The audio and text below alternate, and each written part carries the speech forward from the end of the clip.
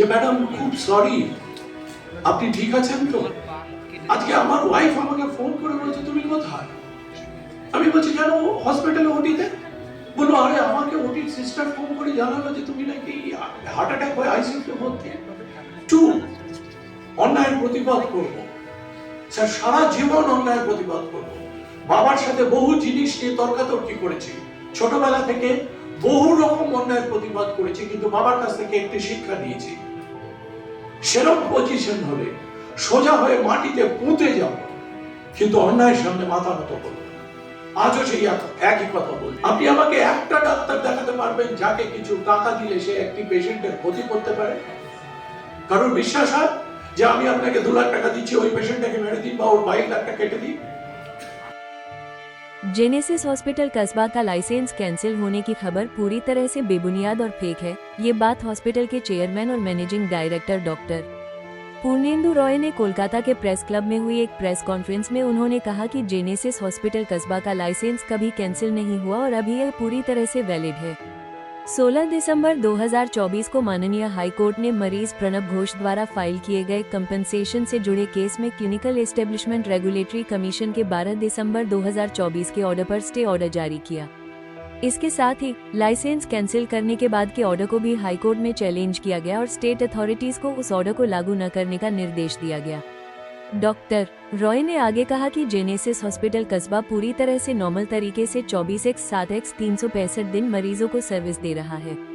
Medical, surgical और दूसरी service पहले की तरह जारी है। उन्होंने आम जनता से अपील की कि वे अफवाहों और फेक न्यूज से कंफ्यूज न हो। আমার নাম ডক্টর পূর্ণেন্দু রয়, আমি চেয়ারম্যান জেনেসিস হাসপাতাল এবং আমি ল্যাপ্রোস্কোপিক সার্জন। সেই জন্যই তো প্রেস ক্লাবে প্রেস মিট করা উদ্দেশ্য। অ্যাকচুয়ালি মিডিয়া বা জুডিশিয়ারির যে পাওয়ার আছে সেই পাওয়ারের অপব্যবহার করা উচিত না। আমার খুব আশ্চর্য লাগে যে কেউ কি আমার কাছে এসে অ্যাকচুয়ালি ডাইরেক্টলি জিজ্ঞেস করেছে যে আসল ঘটনাটা কী। যে আজকে সকালবেলা আমি 10টা অপারেশন করেছি ওটিতে, তার যে ওটি লিস্ট সেটা স্ট্যাম্প মেরে নিয়ে এসছে এবং রোজ রুগী দেখছে।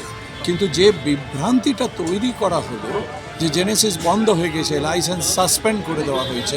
আজকে একটি পার্টিকুলার চ্যানেলের একজন জার্নালিস্ট আমাকে সকালে জিজ্ঞেস করছে যে প্রোগ্রামটা কি আজকে বিকেলে আছে? তো আমি তখন বললাম হ্যাঁ।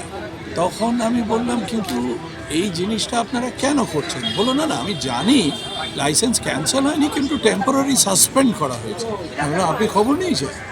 সো দিস ইজ হোয়াট আজকে আমরা জানাতে চাই যে অন্যায় যেটা হচ্ছে একটি পার্টিকুলার পেশেন্টের একটি অপারেশনের পর তার একটা ছোটোখাটো কমপ্লিকেশনস হয়, তার জন্য সে আবার ভর্তি হয়, তার জন্য যা যা জিনিস করার সেই জিনিসগুলো করা হয় এবং প্রতিবার অ্যাডমিশনের সময় তাকে ডিসকাউন্ট দেওয়া হয়। এবং লাস্টবার তিনি বলে গেছেন যে আমি এটা ডিউ রেখে গেলাম এবং টোটাল যে লাখখানেক টাকা উনি বাকি রেখেছেন পরে এসে পেমেন্ট করে দিয়ে যাবেন, এবং যাওয়ার সময় বলে যাচ্ছে ডাক্তারবাবু আপনি আমাদের কাছে ভগবানের মতো। এবার তারপর কারোর উস্কানিতে উনি গিয়ে এই যে জিনিসটা করছেন।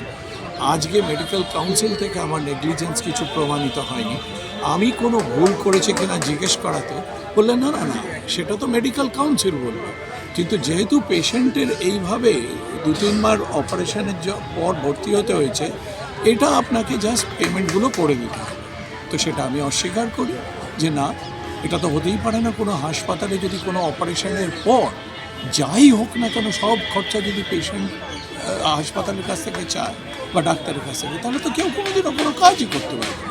রাস্তায় বেরোলে অ্যাক্সিডেন্ট হতে পারে, সিমিলারলি একটা অপারেশনে ইনফেকশন হতে পারে, একটা কোনো ইনজুরি বা প্রবলেম হতে পারে। তার জন্য যা যা করার সেটা করণীয় এবং মানবিকতার খাতিরে ইয়েস আমরা তাদের প্রত্যেককে ডিসকাউন্ট দিয়েছি এবং অনেক কিছু সাহায্য করেছি। কিন্তু এই যে ভুল তথ্য চারিদিকে ছড়িয়ে দেওয়া হচ্ছে সেটা কার উস্কানিতে করা হচ্ছে? কোন লোকটি বিদেশ থেকে বসে শুধু কলকাতায় কোন পেশেন্টের কমপ্লিকেশন হচ্ছে সেটার এগেনস্টে কেস করে যাচ্ছে? এই জিনিসটা বন্ধ হওয়া দরকার। আমি বলেছি যে আমি যে কোনো পেশেন্ট পার্টি বা যে কোনো মিডিয়াতে লাইভ বসতে রাজি আছে, যে কোনো এডিটিং করতে হবে না, আমার সামনে ডাইরেক্টলি আলোচনা। কিন্তু এইভাবে যা খুশি তাই পাবলিসিটি প্রচার করে দেওয়াটা অন্যায় এতে পেশেন্ট ক্ষতিগ্রস্ত হয়, হাসপাতাল ক্ষতিগ্রস্ত হয়। আজকে ডাক্তাররা বলছে যে না না, আমার পেশেন্টের কিছুতেই জেনেসিসে ভর্তি হতে চাইছে, এর দায়িত্ব কার? সেই জন্যই আজকে প্রেসমিট। আপনাদের সবার ওপিনিয়নের অপেক্ষায় রইলাম যে 34 বছর ধরে এইভাবে সার্ভিস দেওয়ার পর আজ আমাকে এই জিনিস সহ্য করতে হবে। আমি তো সহ্য করবো না, অন্যায় প্রতিবাদ করতে এসেছি। ডাক্তারবাবু সাবধানে থাকবেন। পারিনি, প্রতিবাদ করার সাহস হারিয়ে ফেলেছি। মেয়ে দুটোকে বিদেশে ডাক্তারি পড়তে পাঠিয়েছি, তারা আজ বিদেশে ডাক্তার। স্যার, অন্যায় প্রতিবাদ করবো না? 1000 বার করবো। কেন সেই চ্যানেল তাহলে আজকে নেই এখানে? আমি তো কিছু বলছি না, আমি তো তার এগেনস্টে কিছু বলছি না, কিন্তু যে বলেছে যে জেনেসিসের লাইসেন্স ক্যান্সেল হয়ে গেছে আর জেনেসিস বন্ধ হয়ে গেছে, তিনি কেন আজ এখানে নেই? আমি তো স্যার, যিনি প্রশ্ন করছিলেন ওখানে দাঁড়িয়ে আমি বললাম যে আমি এরপর আপনার সাথে কথা বলবো। আজকে এখানে যারা যতক্ষণ অব্দি চান আমি বাইরে দাঁড়িয়ে থাকবো, দরকার হলে সারা রাত দাঁড়িয়ে থাকবো।